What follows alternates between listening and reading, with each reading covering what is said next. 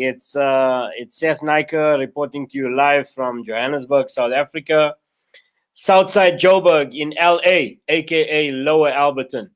For the last 7 months, we've been running this online broadcast in connection with some of our partners like Heartlines, the What's Your Story movement, the South African Council of Churches, and South African Christian Leaders Initiative, seeking to bring people information that would help them through this time of COVID-19.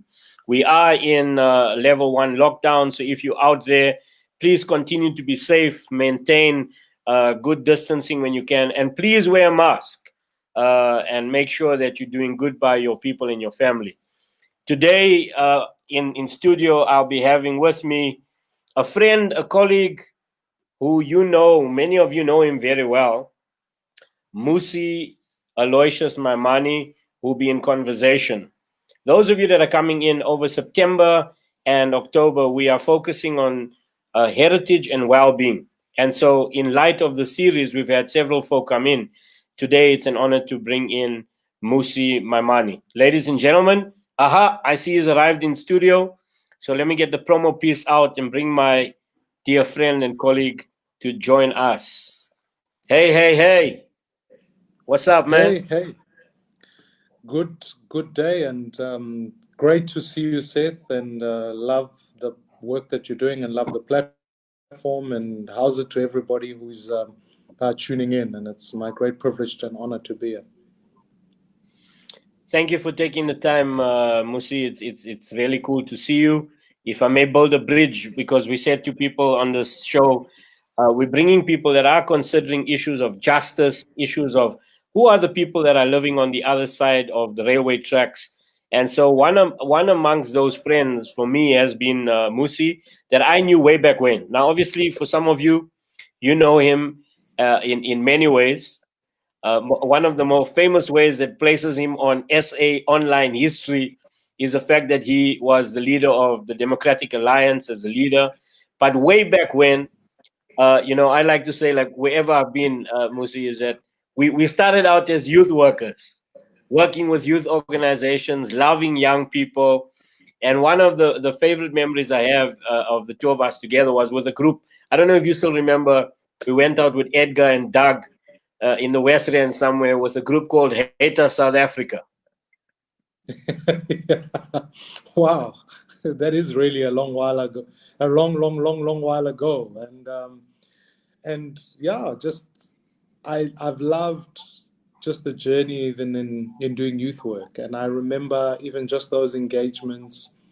I remember Sakla as a conference. Now you're taking us back. With I remember those sessions because quite recently I was in Port Elizabeth, and I met a young person who said to me, "You will not believe it. I was at the Sakla conference, and this guy called Aloysius was speaking there, and then there was Tony Campolo, and then there was a few other people, and I thought to myself, that's the most interesting thing." And then he was telling me a story, and then because he'd only known me as Mmusi Maimane, so I said to him, "That's interesting. I was also at that conference, and it just so happens that my name is Aloysius." So it became quite a fascinating, or at least my middle name is Aloysius, and it became quite a fascinating conversation as a catch up. So it's been a deep history of just being engaged in youth work and just serving Jesus and serving communities in the best way possible. And for me, I count those as some of the most special times. So it's been great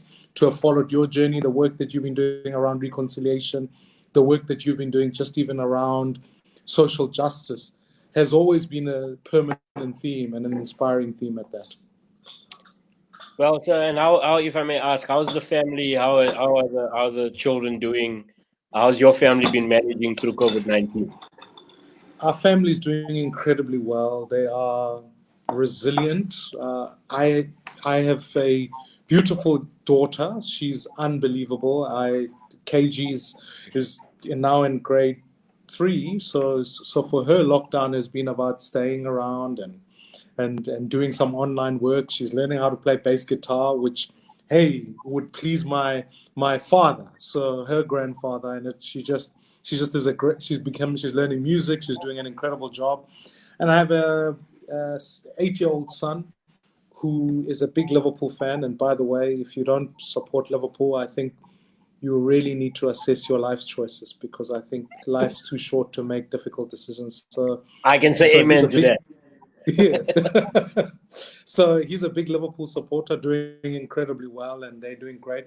And my wife Natalie is just as a very close friend, and just someone who I've the longer you are married to someone, I think most husbands marry someone because they think they're smart, and then they realize their wives help them realize how not smart they are.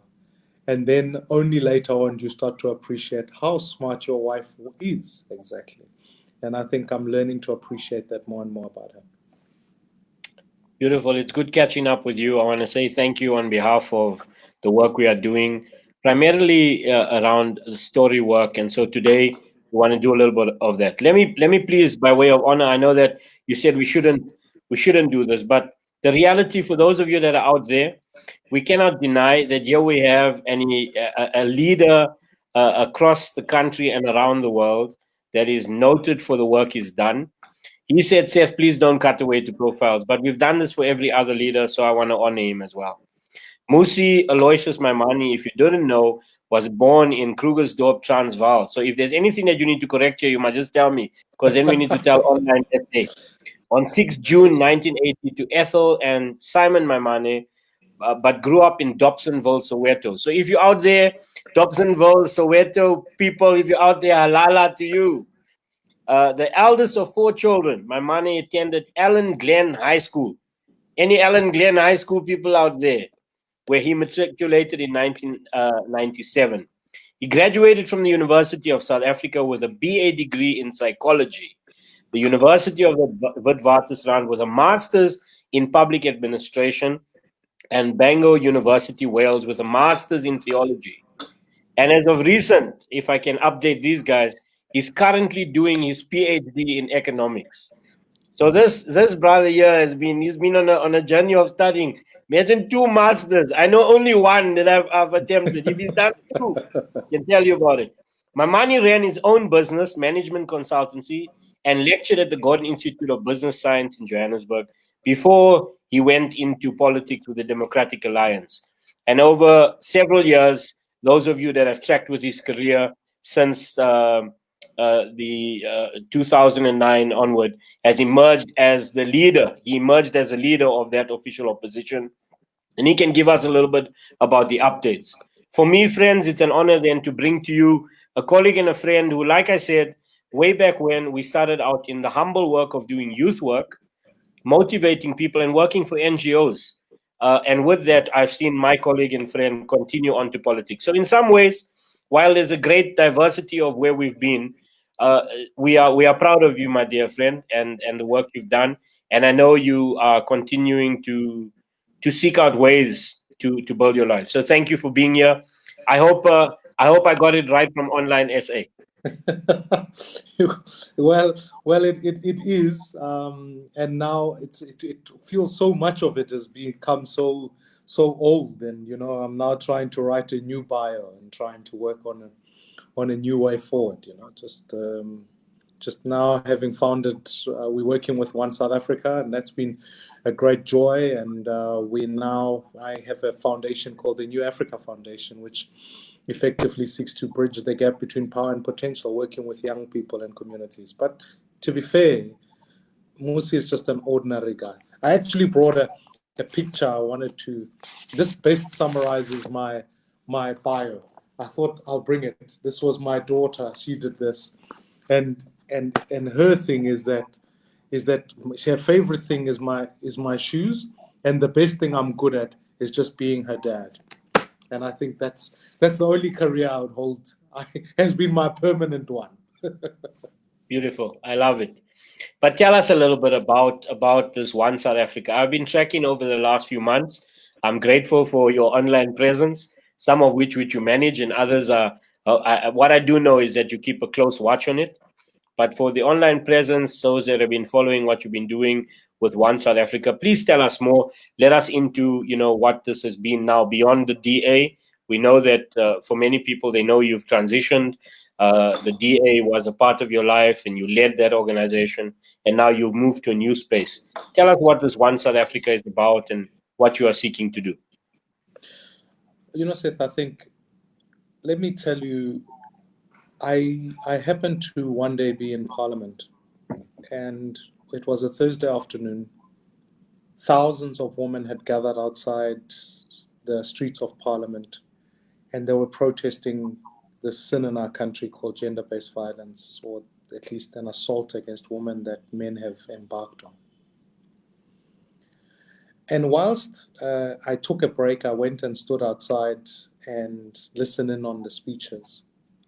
And to say that not only was I ashamed as to what this country had become, I became terrified of the anger that sat around. And I realized that having stepped outside, literally out of the gate of Parliament to stand in the crowd outside, Parliament itself on the inside wasn't having the same anger, the same disturbance, let alone a conversation about gender-based violence, to be honest. They then called the president to come and address, and I remember he was at the World Economic Forum. He arrived there, he gave his speech, and he told the people he'd suspend bail hearings, all sorts of things like that. And I could hear the political speech coming out, because you cannot pacify that kind of anger with just mediocre action. The march carried on. I left. I had to get back into Parliament. We had a session in the afternoon. And the president and I share a very good friendship, relatively. And as he was walking, we normally just talk privately. And so I stood next to him. I said, Mr. President, hey, we've got a problem coming. I'm worried about what's going on with the South Africans outside there, and I'm scared Parliament isn't doing anything. Those women are going to come back, and when they do, there's not an army, nor anything that will help them, and actually political leadership has failed. I thought in speaking to him, obviously he's got a lot going on in his head. It was as if I told him that Kaizer Chiefs are needing a new coach. So I thought, okay, maybe that's just something for me personally. And then I decided at that point, literally on that day, I knew I needed to step away from Parliament. I thought it was, if it couldn't respond to that, it can't respond to many other things that are happening in our country. And I became even more agitated. I then left. I said, we've got to go back to finding a way of engaging grassroots.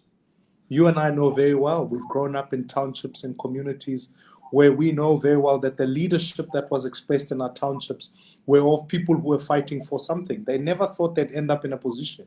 They never thought they'd be cabinet or ministers or presidents or whatever. They thought apartheid is wrong, we must fight against it.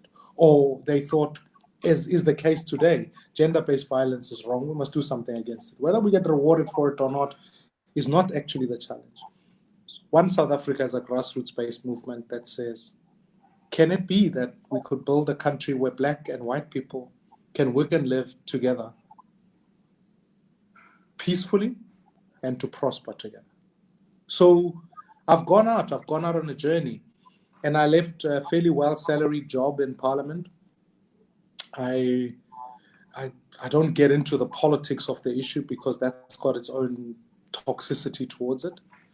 But I've come out to say, can we re-engage activism? Can we re-engage advocacy? Can we re-engage a degree of accountability where actually what we do is born out of the fact that we deal with citizens on the ground and we can make that considered difference. So that's what One SA is about. And if I could really know that my life is well lived, I would know that by saying we sought to serve those who are on the outside, and we were activists. We fought for accountability, and ultimately we sought to advocate for the ones who are on the outside. So that's our life's mission, and it's been great. It started off since the start of this year, and in our activism, we said during COVID, people mustn't go hungry. So we've raised enough money to deliver at least about 2 million meals. We thought to ourselves, young people cannot stay out of school for too long. We needed blended learning. So we went out and built an online learning center.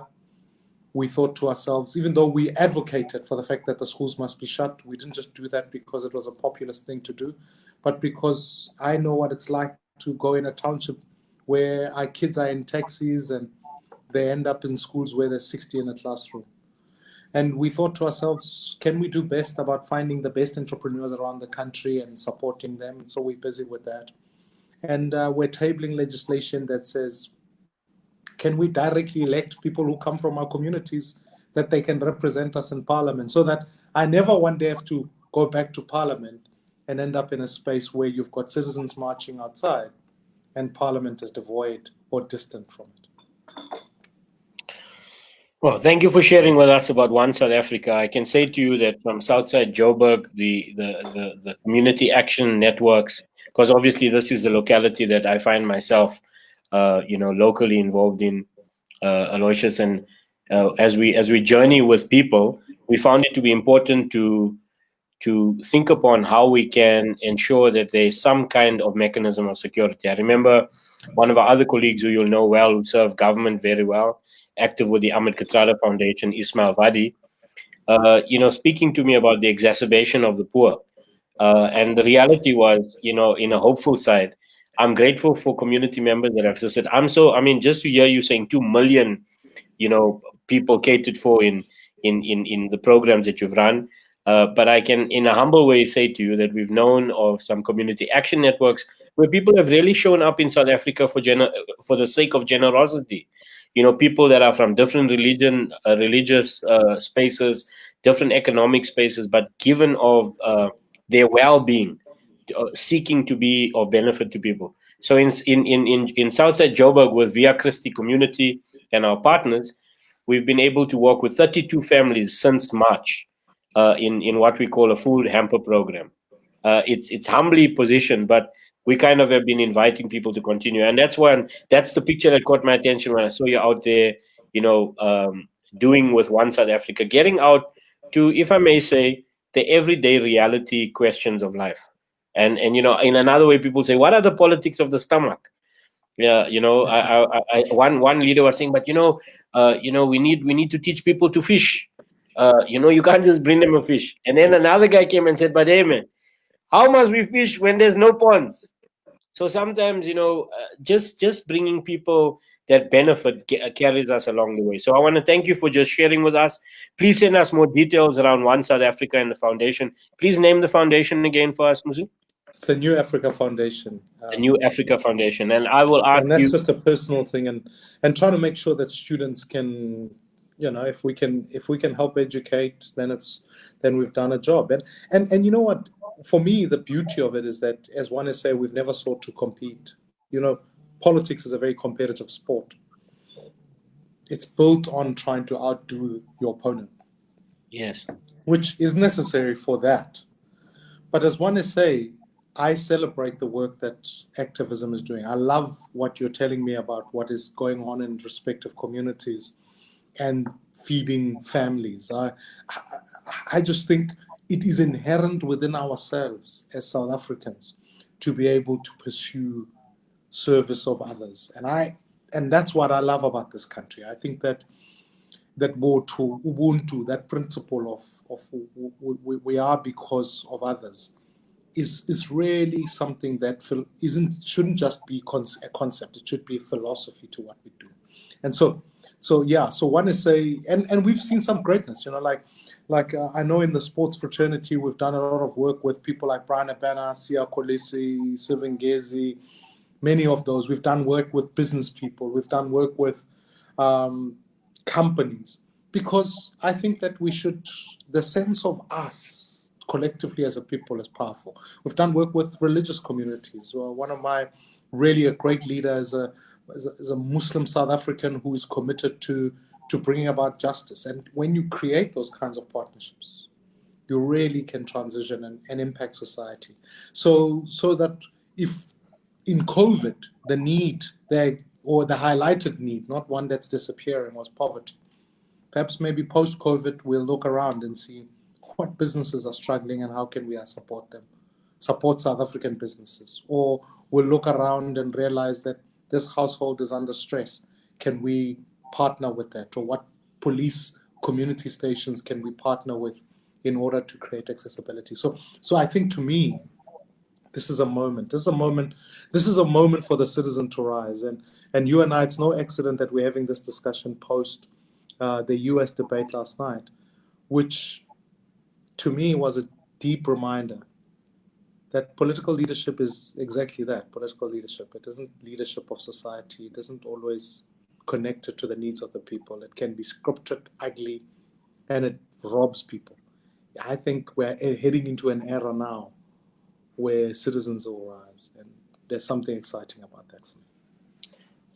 Yeah, so the politics for people, the politics of hope versus the politics of division. Friends, this next moment that we prep for you on In Such a Time as This, today with Mmusi Maimane, as we co-sharing this conversational space. Remember, we're always doing this in the conversational way. As you can see, cheers to you, my friend. Cheers. So we wanna connect you to this national campaign that has been running, and at this time, it kind of primes us to step into the space. I've asked Mmusi as a friend, as a colleague that I know. I mean, pretty much we've been around the same spaces of work for in excess of about 20 years of our lives, serving communities. And then when I stayed closer to the theological journey abroad, going to the States, to Bethel, you went into government. And so today what I've asked him to do is to take us into his confidence. So those of you that are online, or if you're sharing and wanna assist sharing the post, please do so now. And get it onto your platforms, because I've asked him to take us into a place where he can share with us his personal story, where we get the chances to listen to a person beyond the title, beyond the fame, beyond the iconic leader. Because let me say, he's done some stuff. He took the mic, he made the Blue Party famous. It was like, I had a joke back in the day. I said, those of you that may remember Standard Bank, the e-account, remember way back when? They got our business. Mmusi went back there, he took the mic, he hoed the Blue Party there, and he gave them some vigor and vibrancy for some of us that liked it. Some of us, we kept away, but he journeyed there. But I said today, beyond the politics, can he take us into his confidence? And to prime that, I'd like to take us to a national campaign. So we'll take a rest from the screen for a moment. I take you to the national campaign called What's Your Story? A campaign by Heartlines, an award-winning campaign, an award-winning movie linked to this campaign called Beyond the River. And as you watch this, get ready for a moment as Mmusi takes us into his confidence with his personal story that he's prepped for us. Check this video out. 18,000 people reached around South Africa in face-to-face encountering. At this time, 7 months later after lockdown, we have a lot more. People that have been encountering personal stories to build relationships of empathy, understanding, and trust. Check this out. The world moves fast around us. Sometimes it feels like a blur. We pass each other and make judgments of each other constantly. You're doing it right now, seeing this woman across the street. We cross and recross, but rarely connect.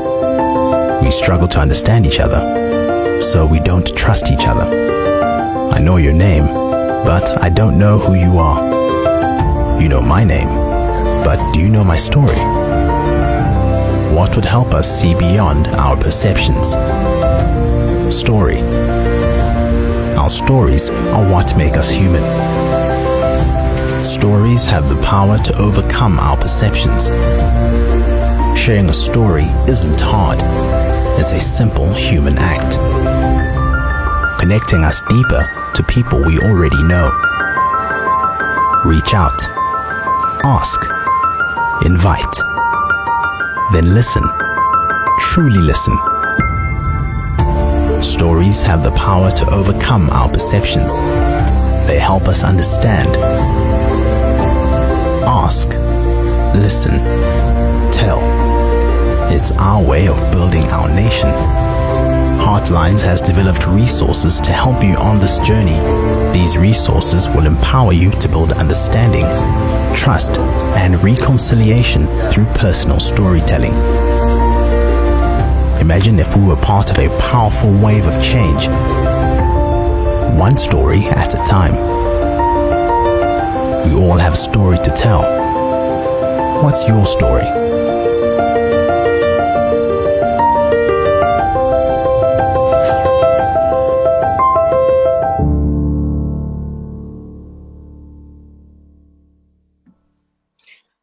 It's been a great honor for me to work with Heartlines over the last 10 years, but more especially in the last 7 years on a campaign that was designed to engage with issues of ethnicity, race, values.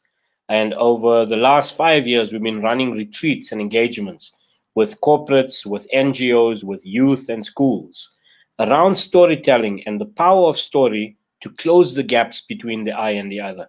If you just come online, I'm in studio today, virtual style, coffee shop style, in conversation with a friend and a brother, Mmusi Maimane. He's in studio with me as we get ready to move towards a space of him sharing with us. Bro, did you enjoy that little 2.5 minute video clip? Yeah, the bits that I could hear, yeah, I enjoyed it. Yeah.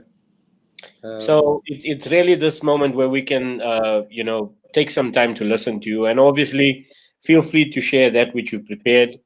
This is us hearing from you beyond the iconic work that you've done, which has been amazing, and as a person. So over to you as we take some time to listen.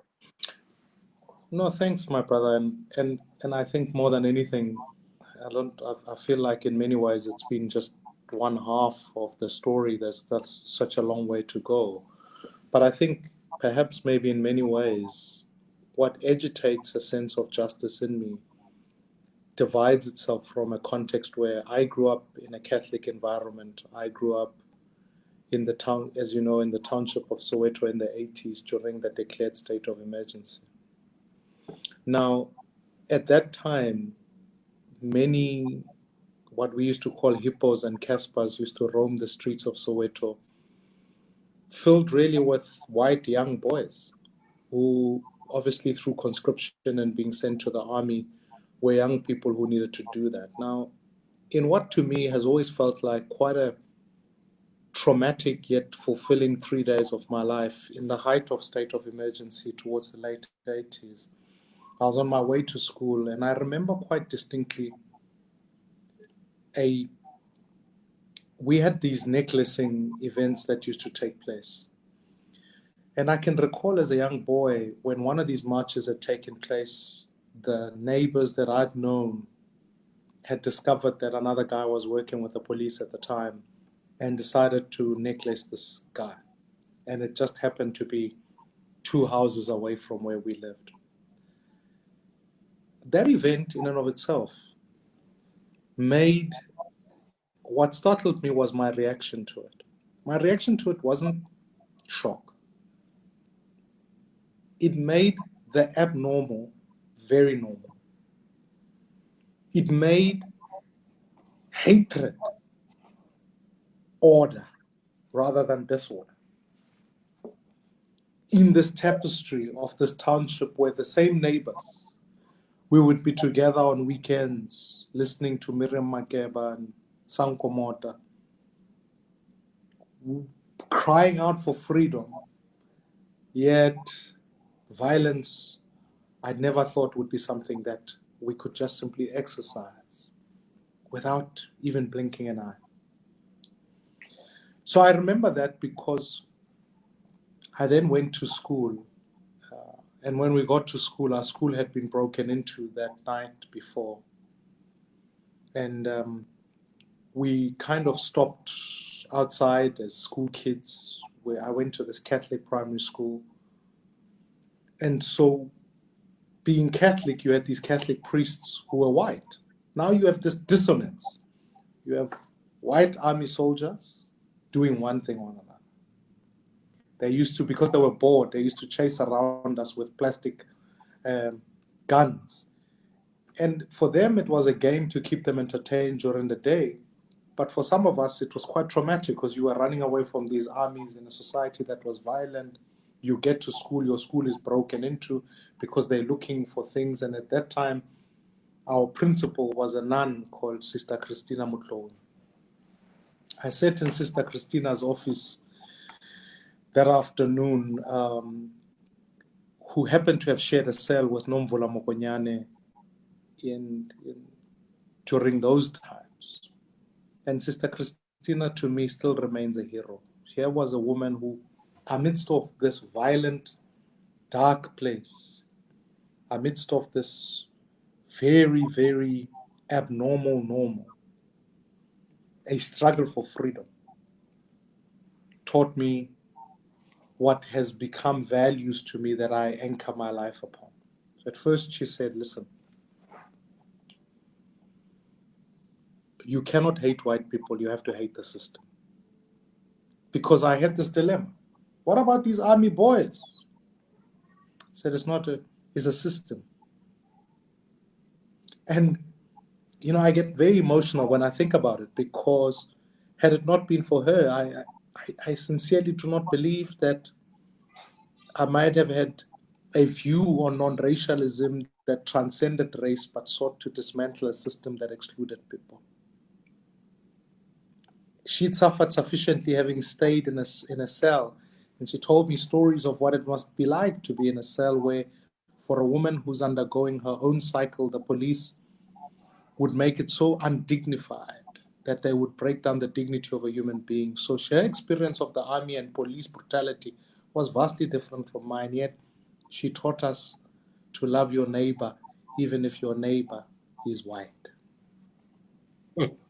And that stuck with me. The second thing she said to me is that, Mmusi, you have a duty to go make a difference, to go do something. And I can recall distinctly how much of a captain she was of making sure that we sought, she sought to say, inspired you to make a difference. And it's because of Sister Christina that I think later on in my life, when I saw a woman who was digging a hole in the garden to build her toilet, that was in many ways my Rosa Parks moment. Because in seeing that event, I sat there thinking to myself, no, it can't be that perhaps much later on, where I lived in a home not far from there with 3 or 4 toilets, here was a woman in a former settlement digging a hole in her garden to build a toilet. That were words always filtered into even that story to say, listen here, it cannot be that you must sit back and not make a difference when confronted to do so. So my only invitation to get into politics, along with the spiritual convictions, along with that, was the fact that she said, you need to go out and make a difference for that woman. So I guess my struggle has always been, let's fight for those without toilets, right? And it's a metaphoric picture that always is a genuine reminder that some are on the inside and others are on the outside. But the third thing she said, because I suspect, I don't want to pigeonhole her, certainly now that she's passed on, Sister Christina instilled Black consciousness in us. It's not the hatred of any race, but the dignity of the fact that being African is not a curse. And I can just say an amen to that right now. I just want to say an amen to that. Halala to that right now. Hey, no, she just, she would ask us to be the best of ourselves, because I love that legacy she's left with me, because she would ask better of ourselves, because she never wanted to find us in a situation where we would be found lacking. She did, and to this day, I owe much of what I do thanks to those 3 lessons. Fight for the ones who are on the outside. Never hate a person because of the color of their skins. And always be proud to, in the image of how you are made, that to be African is not a curse, and that ultimately you can as an equal in society be able to make the impact you need. So my story in many ways is that it is a story lived through a Catholic nun who, because of her own faith, because of her own background, fought for injustice. And my suspicion, and I wish one day I will ask her, is that she herself, because she was quite lighter in complexion, that I suspect she was of mixed descent somewhere. But because I was a young boy, it would be improper for me to ask her that question. But she certainly shaped much of the views that I hold today. They've become more academic. They've become more, I've studied enough. I understand a little bit more about economics. But she certainly set the values in place. And I guess my story is about gratitude to a citizen like her. Wow, I love the beauty of just reflecting and listening to it. I've known you for many years, but I want to acknowledge and honor with you, Sister Christina. So, those of you that are out there and have been listening, the role of a woman leader in such a time as this that speaks to Mmusi Maimane of, as one of the people who are listening with us quotes, being an African is not a curse. Being born into our space, doing to the good to others, and making sure that I love the way you say it, that we are not, in my own language, I'd say it like this, Musi, that we are not allowing ourselves to into the space of racialized hatred just by design, looking at somebody and putting them into a block that says you are less human than I. And that's hard in the society where we remain a racialized society, where we remain an economically divided society, where we remain a society of haves and have-nots, and we also remain a society of those who are intentionally greedy, intentionally, come in and want to take for themselves. So thank you, my dear friend, for taking that moment. We want to get into this next moment, because now that you hear of that story, if you didn't connect with Mmusi in this way before, it's why when we are part of a community, while you might have differences of race, religion, ways of thinking, I think you can forge a community that actually works together, even though we are different. That's a beautiful way to look at unity. And I'm grateful that between the organizations we worked with, like Scripture Union, Youth for Christ, they might have different styles, but they allowed a space for us to stay connected. And the conference that Mmusi referred to, South African Christian leaders Assembly. Sakla.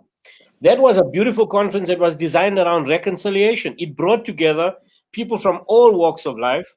I don't know that you know. I didn't tell you this, but Curtis DeYoung, who you've met with me, had a priest who was from the Bahamas. Samuel Hines. He was one of the speakers at the original conference in the 70s of Sakla. And their focus was around a radical reconciliation, not a weak reconciliation, that caters, just like you said, for this reality of a Black consciousness where we can move in. Those of us that are embodied by Blackness, not to be filled with hatred by a system that is empirical, that seeks to dominate and pull us apart. So as we're listening, please tap into this language of a person that grows up in a township, having been, inspired by a nun, Sister Christina, and work that out. So Mmusi, into the next moment, we want to focus on Sankofa, and I bring this quote to us. If we stand tall, it is because we stand on the backs of those who came before us. Now, those of you that are online and you've been following the series of these conversations, we're talking here about heritage and well-being. At the beginning or I could say mid of September, another violence took place. On top of the reality of COVID-19, the exacerbation of Black Lives Matter, the exacerbation of gender-based violence, the reality of food shortages, I was inspired, Mmusi, by an irregularity of a killing of a young man in El Dorado Park, Nathaniel Julius. And I began to all at once say, how is it that we can take from where we've come from, link to the heritage that we find, and stop the violences that are happening so that people can have well-being? So as I think with you today, we want to enter into this thought leadership. As you are thinking with us, heritage and well-being, what has been a critical reflection for you that we can remember where we come from in order to understand where we are, so we can build this better and brighter future for all of us? Yeah, and I mean, more than anything, it's when you think about what 1994 meant. Let me start there, because we are all angered differently by that particular incident that you make reference to. One is, again, we live in a country where we tend to forget that we live in a very violent country. We live in a country where 54 of our fellow countrymen die every day. So, but we never thought we'd arrive at a place where the sort of brutality would be committed against people and communities by those who had experienced the same atrocities in an era prior to 1994. And if you reflect on Marikana, I think the theme runs through. When you think to yourself, we'd never thought a democratically elected government would turn its own guns against its own people. But I think here's the challenge. Our greatest challenge is this, is that 1994 was a consensus amongst three structures. Effectively, I think the body politic, the trade unions, and big business. If you look at those three alliances, the natural agreement was that the unions would get above inflation increases, that big political parties would keep the state and deploy a few people into big business, where those big businesses would be protected to doing what they want. If that triangle holds, what it has to do is dispense, which was post-90, we introduced welfare just subsequent to that, to give the poor something to keep them at peace. That's the law that, in fact, underpins much of the transition in 94 to 99 without simplifying it. The difficulty with that law is that it naturally makes politics an elite sport. It raises a few politically connected people to become elites who need the funding of business, who need the protection of labor with above inflation increases, and then we keep the poor in one place. So the first consequence is naturally corruption. You are always going to have that because the system is corrupted. Secondly, the next consequence is state capture, which maybe is the preeminent before corruption, because you need to capture the state by political elites and dispense patronage to people. But the third is that you refuse to undo structural exclusion of people. So when an incident like that takes place, South Africans should be much more outraged than what we were. But yes, we attended the memorial service. We did that. And maybe because we watched it all in the news, we had 4 days of outrage. But what about the 54 who happened on the same day? It just so happens that days before that, I was in Khayelitsha, where 2 men had been gunned down and were lying on the streets. Those bodies lay on the streets for hours. Now, as an African, I have to answer the question, where is the dignity of a body lying in the streets for hours? What is the dignity in that? So all I'm trying to indicate is, because we live in so many South Africas, I have to boldly ask this question. Wonder what it would have been like had Daniel been in Sandton. I have to ask myself, what would have happened if that family was politically connected? What would have been the response? What if they were famous, maybe? Not famous in living. What would have been the reaction? And if we perpetuate the injustice of a South Africa, of the many South Africas that we have, a South Africa that is wealthy and a South Africa that is poor, a South Africa that for the connected and a South Africa for the left out, I'm convinced that there shall be no peace and there will be no peace. And there should be no peace. So I fear that the game of politics that we are playing at the moment is where people seek to win.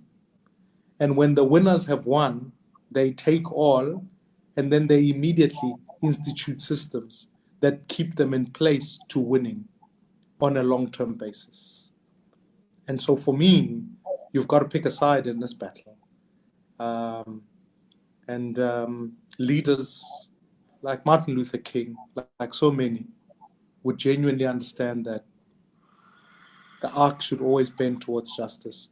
And there's a profound injustice in this country. And I think if we're going to fix it, we have to not only heal the pain.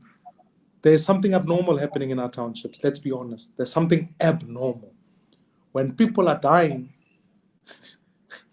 it's abnormal. It is abnormal, yet we've made the normal abnormal because we come from an abnormal normal. So when people say to me, oh, we can't get over, we wish we could get back to a world before COVID, I said the world before COVID was abnormal. Do not desire that world. Actually, desire a new world.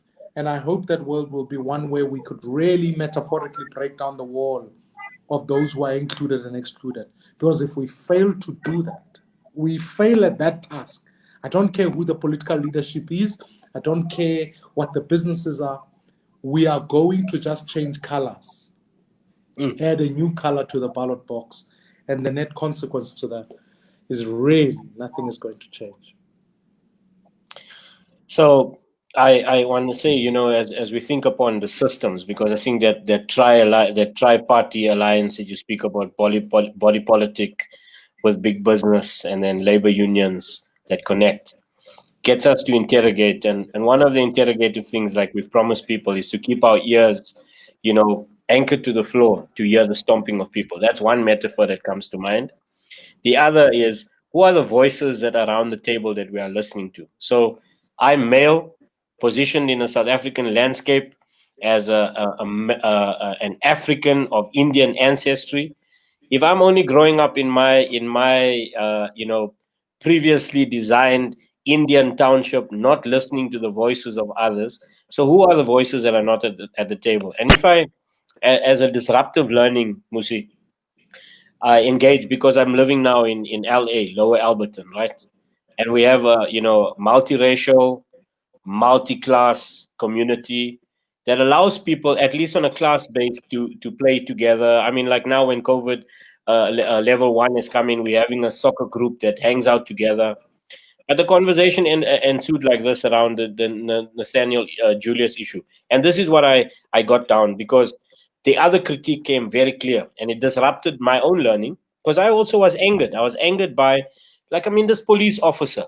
But then I did a little bit more interrogative work. I went to a language specialist who spoke to us as a professor around, children with learning difficulties and alternate abilities, because we knew that Nathaniel Julius was a syndrome child who grew up catering, and his mother had to cater for him being Down syndrome. And we began to discuss, well, who were the people who enacted the violence? And these police officers. Now, I don't know all the details, but I actually had the time to sit with 2 police officers. Can we imagine that police officers who will have a career of 10 years in the police force will go through a 3-month intense training, and maybe at length, if we talk about the internship as well, a year of training to make them a police officer? They can build a career, have a gun in their hand, be policing people.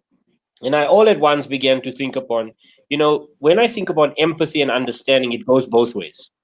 The people that are enacting the violence, as well as those that are victimized by the violences. And how do we then start to set into place a way that if I'm thinking about it, can I speak to people in the training academies of police officers that can start to work with people's psychology, their understanding of communities? And that gives me the hope to begin reflecting versus, pointing the fingers. And so that disrupted me, because at the first go, Mmusi, to be honest, I made a judgment. I said, here we go, man. The police again. The same like Collins Koza got shot in Alex. Yes, we went crazy for Black Lives Matter. People have been asking the question, why is it not counting when the Black lives are mounting in our townships? Just like you pointed to. What would have happened? Because there's a power base. So it disrupted me, but the learnings actually pushed me deeper to the space. Wow, police officers, a 10-year career, what are the preparation for those people? So, that disruption is obviously something that I'm learning from. And I'm wondering, as you think upon this, what is disrupting you right now that we can learn from and possibly lead us towards a space of how we can act differently to secure this better future? Yeah, I think to me, what has really kept me awake at night is, how do I, in the top 5% of South Africa, if I'm willing to be honest, I'm resourceful enough. Income distribution in this country, 55% of people in this country earn less than 1,198. Only 2% of citizens earn above 20,000. We must place ourselves in context. That's the first thing. So income distribution has become a challenge. Secondly, asset distribution has become a challenge. But I have to stop myself and say, understanding both sides. I come from a blue-collar worker. My mother was a cashier. My father worked as a factory worker, I think. Why? I have these memories of all these taxis ferrying men from Dobsonville, Soweto, into places of work. It's a history. How do I, having transcended all of that, now part of really entrenched on the one side, how do I work to break out from not perpetuating systems that produce problems I'm trying to solve? And that's the question. In simple terms, if I was a brewery, how do I, on one level, try and teach people to not drink while they're pregnant, whilst distributing alcohol in communities so that people have got it freely accessible, right? But I'm not a brewery. So how do we make sure that we break down, because people's success is not the enemy here. We want people to be successful. But how do we ensure that we don't create systems that invent problems that we pretend to want to fix? So to self-correct, this is a disturbance for me. At one level, we can distribute food, we can do all of that. How do we really structurally break things down that we don't actually need to do that? And that's a question. That's a pain that has kept me awake a lot of the time, especially because in South Africa, so much of it is sometimes at racial lines. You've got to answer the genuine question about income distribution. How do I make sure, whilst my kids go to very good public schools, but that it doesn't become a function of them having decent income to end up in those schools, but that becomes a reality for more people? How do we, because our society is at pain, right? We are in the problems that we have mainly because for many, just socially, more than half the children born in this country are born to single mothers. Still. So there is a question that we must ask ourselves. I feel like we must have a meeting to say, how do we keep fathers at home? How do we do that? Because if we don't do that, then us trying to fix gender-based violence by asking police to engage more, we're going to struggle. Let's just be frank. We're going to struggle. You can't ask young boys to raise themselves and then keep them poor and then supply them with a degree of alcohol and no opportunity, and then say to them, right, self-teach yourself what it means to be someone who relates well with our sisters. If I'm not at home teaching my daughter, my son, I have to teach my daughter that, listen, no man can treat you like this. I also have to teach my son to say, you so much as touch your sister inappropriately, I will have to deal with you. If I'm not there teaching that situation and modeling how I treat their mother in front of them, how do I expect this to be replicable in a society where, say for many South Africans, if you are a white South African, it's not a racial issue, but the presence of both parents, that number is closer to 70. But for many black kids, that number is closer to 30. So let's place these things in context and understand the pain with which families are at. So I would urge, more than anything, we're going to have to interrogate this matter more seriously and actually go out and say, we have a sin called apartheid that was committed in this country. Fixing it isn't just changing the colors on the ballot box or adding more political parties. As successful as that's been for us, now we really have the hard work of how do we reform society?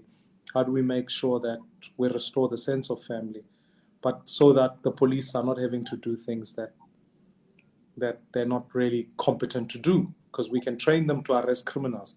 We certainly cannot, and I'm not saying that the Daniels matter was exclusively about the nature of family, but I'm just trying to demonstrate quite seriously part of what happens in townships. Because if we're going to restore the dignity of humanity, those same policemen live in our townships. They must learn, and like all of us must learn, the value of a fellow human being, the dignity of man. And that when we say Black Lives Matter, it's not a value that must be owned only by a particular race. It must be owned by all of us. So that never one day should it be that even the Taxi Association can stand up and say, it's okay for us during the midst of COVID to load up to 100%, because as part of protest, it's okay for us to spread the virus. Who are you going to spread it amongst? These are the very same Africans who you're going to transport. That is undermining the value of Black Lives Matter. Whilst it does not legitimize systemic racism, I'm simply trying to say that value, we must, all of us, own it, because it must be something that permeates the dignity of humanity and the restoration of dignity in communities. Oh, it's just awesome listening, and I'm grateful for some colleagues that are joining us online. Grateful that they can participate. The last thing that I want to really say is, for my journey over the last 20 years in a career now, Mmusi, has always been geared, whether it's been theological or economical, and it's beautiful that in theology, economy and theology come out of that same tradition of thinking of the storehouse. What are the resources available to us? And I have been thinking about economics in line of where I know that you're going. So, I'd love to see us having more conversations around the economic well-being of our people. But Kate Raworth came up with this concept of donut economics. On one side, I love her presentations that she put out in Oxford, and then it trickled into this work of 7 ways to think in the 21st century. I know that the city of Amsterdam has adopted now some of this donut economics.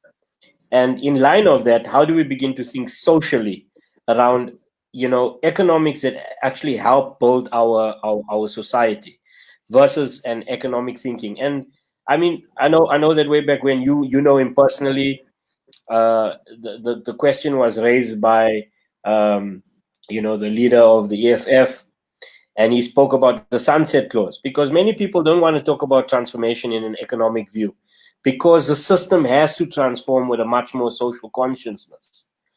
And so how is it that we can, as you are beginning to think upon economics and this PhD, what is the new social imagination that we need to be thinking upon our cities, our way forward? And I'll let that be our closing reflection from you.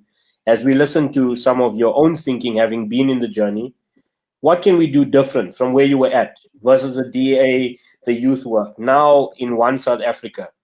What is it that you're thinking that we can do to shift the economic game that can bring about this change, hopefully, in our country? Yeah, I mean, that's the $1 million question, right? And I think the answers, I certainly might have some thoughts, but I think more people must do something. And we must all work together towards finding solutions by listening more, talking to people who some of these matters they're at the coalface of. But at least at a start, I do think we need to deconcentrate certain elements. I think our economy is concentrated in a few sectors. It doesn't broaden enough. So, and as an absence of that, it leaves too many people left out, which is a challenge. The second is I think that we must think about asset transfer as a serious issue, as a cause. Whilst I hear the cry for land as a conversation, I do think perhaps we need to think about how do we help young people find some form of asset transfer that they can use as collateral for future. And that pertains to what type of shareholding we put before them at a much younger age than what we would, because those who are advantaged benefit from inheritance. And how do we bequeath to future generation a different inheritance? And so there's a part of a radical structure that says, let's give shareholding in a much more aggressive manner, whether it be through pensions or whether it be through real shareholding to young people, certainly for their future. I think we need to think harder about that question. I think we need to think much more. We haven't spoken about the education status in our country. And I don't think we want to, because it's got consequences, right? Without the project of social engineering, but how do we decentralize education and make sure that actually we give access to more citizens, but the quality of that education must be born out of a sense upon which, if a country like Zimbabwe can have better education outcomes than South Africa, it ought to be something we think about harder. And then lastly, I would say we need to think about what this continent does and what it ought to do. I think that, to be honest with you, I think we must think better as the continent of Africa rather than just thinking, because even in South Africa, there are some other people who don't even think of South Africa as a whole. They think of South Africa just as their neighbors. But how do we think broader about the continent? And the main reason for that is that, why would you want to trade only with 57 million when you can have 1.2 billion? So I think that the economics behind that makes sense. And I think we could build much bigger prosperity if we start to think about Africa collectively. So I don't even support things like BRICS, not because I'm anti the concept of BRICS, but I think South Africa is too small to be just the S in the BRICS. I think if we started to think about Africa, we can then really begin to articulate an economic model that responds to issues of energy, manufacturing, and intra-trade within the continent that can spread wealth broadly. Because when we do that, we'll have different conversations about what does it actually mean to be xenophobic, or what does it actually mean for someone to be a foreigner. We'll have a different conversation. So to me, I think, at least at a starting level, let's think about assets, let's think about the transfer of income in some ways, but how do we ultimately think about how do we build a geographic footprint in the continent that ensures that we can trade better together. Mmusi, thank you for your time today. I want to say all the best with your work in One South Africa. I'm hoping that, as time goes on, we can continue the dialogue around this, not just an equality where some are equal, more equal than others, but an equitability where we can see a beautiful way forward into our future. I'm reminded by this very localized story of this last few months when one thinks about economic realities. I reflected on Vernon Johns, who preached in the same pulpit of Dr. Martin Luther King. He was actually the first pastor of that same church, and you mentioned King earlier. But Vernon Johns came up in the pulpit in a crazy kind of way. He said to the congregation, he pulled out some beetroot and carrots, holding them up, almost fresh out the soil, and said to them, hey, if we're going to beat the system that is enslaving us, come on, let us produce our own vegetables. And so, in a healthy way, what we did in our locality, in our community, we said, listen, we don't know about how food is going to go, but if we start early in the COVID-19 reality, we gave some seeds to people. Now, obviously, we'd love people to generate their own gardens. And a few people did take it up. A few people sent pictures. I mean, from my own local reality of my economics, I avoided with my wife and my kids from buying from the veggie market because we planted our own gardens.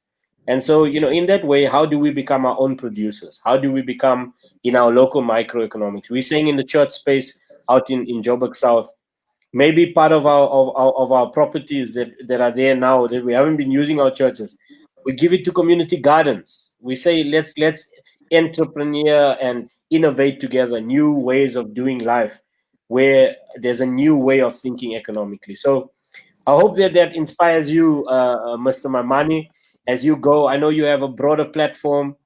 Take out your voice out there. Do things where you reclaim your voice that comes hails from Dobsonville, and be a motivator.